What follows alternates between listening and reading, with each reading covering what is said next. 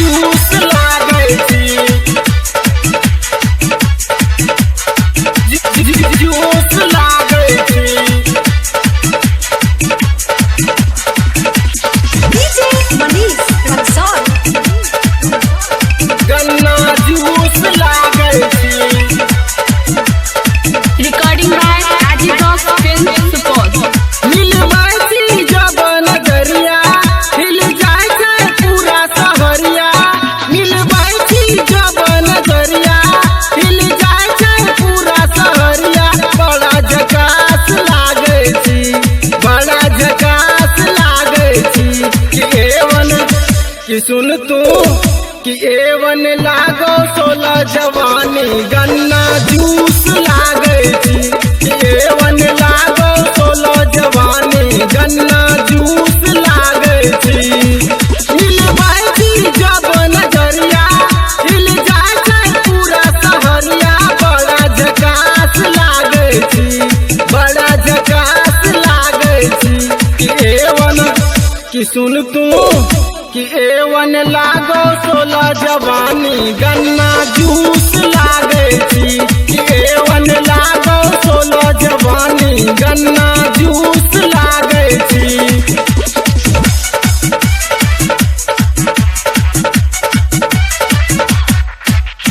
Juice लागे छी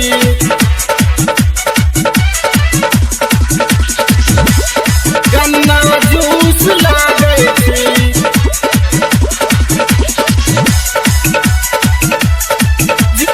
juice लागे छी DJ Manish Rexon. गन्ना जूस लागे छी गलिया में छौड़ा सबे देखे के करे छो टाटा टाटा टाटा टाटा उधमपुर मंदिरिया में तोरा छौड़ा सले तो पटा पटा पटा जब घूमे छी लक्ष्मीनिया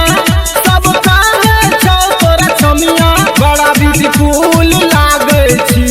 बड़ा ब्यूटीफुल लागे छी कि एवन कि सुन तू कि एवन लागो 16 जवानी गन्ना जूस लागे छी कि एवन लागो 16 जवानी गन्ना जूस लागे छी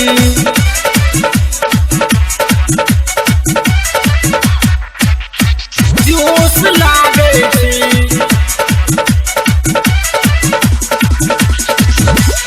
गन्ना जूस लागे छी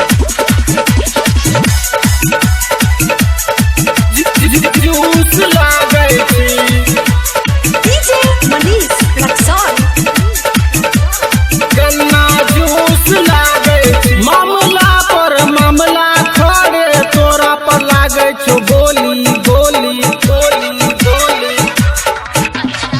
2 कट्ठा पर लगा के सट्टा तोरे बैठाइब डोली डोली डोली डोली देखी के तोहर जवानी हिले दिल्ली राजधानी सनी लियोन लागे छी सनी लियोन लागे छी कि एवन कि सुन तू कि एवन लागो 16 जवानी गन्ना जूस लागे छी कि एवन लागो 16 जवानी गन्ना जूस लागे छी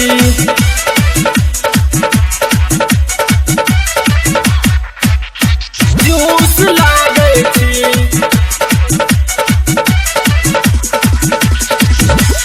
गन्ना जूस लागे छी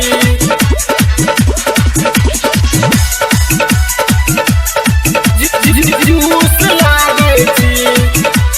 DJ Manish Rexon. गन्ना जूस लागे छी छौड़ा त छौड़ा बोलो गुड़बो समार छो पीकी पीकी पीकी पीकी